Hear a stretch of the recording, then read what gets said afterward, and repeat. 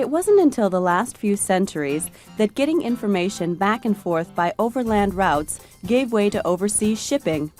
And it wasn't too long ago that overseas shipping gave way to air travel. And it's more recent still that air travel was partially replaced because of the speed of the telephone. But while getting, say, 10 pages of information would have taken at least a week 20 years ago, even longer 50 years before that, or a month in the last century, today it only takes this long. Welcome to the information age. Oddly enough, even the most experienced net surfers today share the same challenges the explorers of yesteryear faced when contemplating a long journey. How do you get there? The answer: know the route, because the world's a big place. Going online is like taking a walk through a huge library filled with everything mankind has to offer. It's impressive, but imposing. How to find the right information? What's important and what's not? How does a person find their way when surrounded by news, chat groups, arts and music, history and pop culture? Without getting technical, think of the Internet as a network of networks, not unlike a giant web interconnecting other bits of information. Really, it's a collection of millions of computers, all of them hooked together, and each one holding information that all the others can share. And it's not all that new. The Internet was built by the Pentagon in 1969 out of fear that a nuclear war would halt communication. It wasn't until 1993 that the Internet got easier to use and a lot more commercialized, with the creation of the World Wide Web. The web is part of the Internet, and it's a way of accessing, organizing, and moving through information on the net. If the Internet is a giant library, think of the World Wide Web as the Dewey Decimal System. And if the web is the Dewey Decimal System, then the Universal Resource Locator, called a URL and shown here, is the call number of the information you're looking for. Each website has one. By typing it in, the computer knows where you want to go and takes you there. But to get most places on the web, you simply click on a word or picture referring to a related site, and a program in the web, called a web browser, takes you there. Just like that. To get onto the Internet, you need a computer with a modem, the device that connects one computer with other computers through the phone line, and a web browser like Netscape or Internet Explorer. These allow users to see and navigate the World Wide Web. Once you're online, it's up to you to make the Internet work for you. One way, says Northwestern University Assistant Placement Director Patrick Rottinghouse, is to use it to help land a job.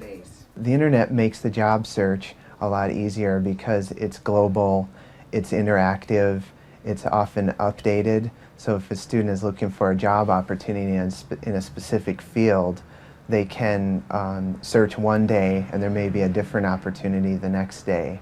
The Internet can help you find information about companies. You're able to locate specific job opportunities by using keywords.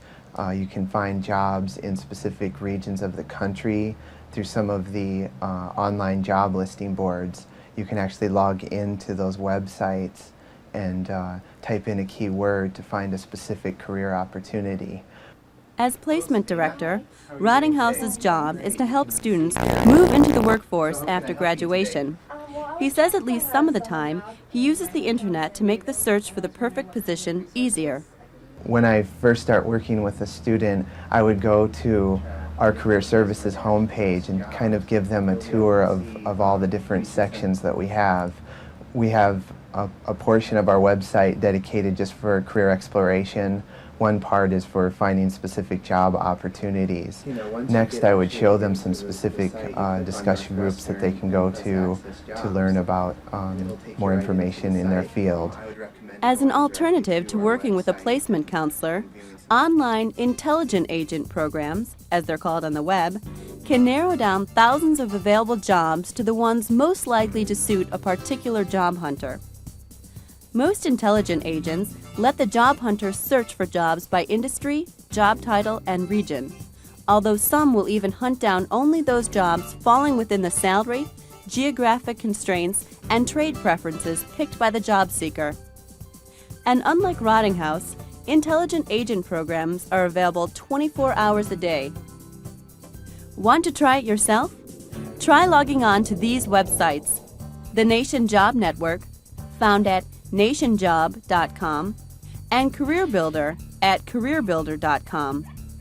And try another one of the popular intelligent agent using job sites, the Monster Board at monster.com.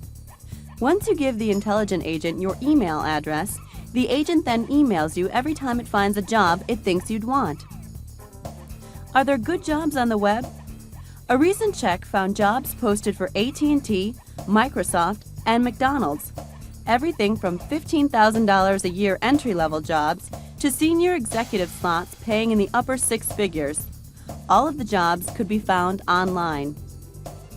If you don't like the idea of using intelligent agents, or if you'd just like to see what kind of jobs are out there, it's easy to look for yourself on job posting bulletin boards. College graduates might want to start looking on JobTrack at jobtrack.com or Career Mosaic at careermosaic.com. From there, check out Worldwide News at worldwidenews.com, which features hundreds of online newspapers from around the world. By picking a paper in the area where you want to live and checking in its paper's classified ads, you might be able to find a job you'd like in an area where you want to relocate. Just like in the old kind of job search, it pays off to find some background information about the companies that are hiring. And there are plenty of places to do it on the World Wide Web. The hottest spots are Hoover's at hoovers.com, offering short company reports, and the Edgar database at the Federal Security and Exchange Commission, found at sec.gov/edgarhp.htm, which by law provides companies' financial details online. And of course, don't forget to visit the website of the company that's posting the job. Being knowledgeable about the company offering a position makes the job hunter a more valuable commodity. I highly recommend that students research employers before they even apply to a position. The internet is extremely useful for that. You're able to go to a specific employer's website by using one of these organizations such as Hoover's Online or JobTrack, where the employers are indexed, and they can log into the site to learn about the company's history, specific new events that are going on in the company, and to read about job opportunities as well. Once all that's done, it's not time to log off yet. Most companies, especially those posting jobs on the web, are equipped to receive resumes online, and some even have professional chat groups where you can talk shop with employees of the company you're researching. Before posting a resume at any of the sites already mentioned, job hunters will need to draft a net-friendly version using the American Standard Code for Information Interchange. ASCII makes a resume look no frills, but that's because it only needs to be readable by the company's computer, which will pre-read everything emailed in response to a job posting.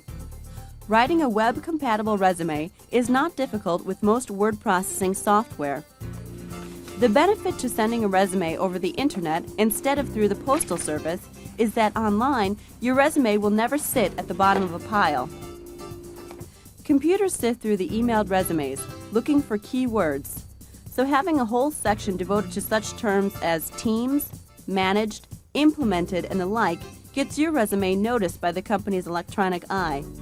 In fact, a lot of people who use the web to find a job have added a special section to their resumes filled only with buzzwords. There's a caveat to all this good internet advice. Newcomers to the information superhighway need a thorough grasp of netiquette. Before trying your hand at online communiques in professional chat rooms with the higher-ups at the company of your dreams, work out the bugs by trying a less threatening venue first. Sign on to a sports or movie discussion board, learn the rules of the road, and then cruise back to your dream company to email executives in a position to hire. Try a lot of different strategies. Because the web is so large, there's plenty of room to try different tacks and make mistakes.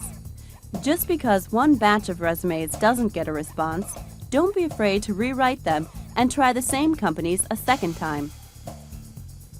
Between general job search sites, company websites, research sites, and online networking resources, just about every aspect of finding a first job, the big job, or a better job can be found online. The web makes moving information from one place to another so fast, nobody would have believed it 50 years ago.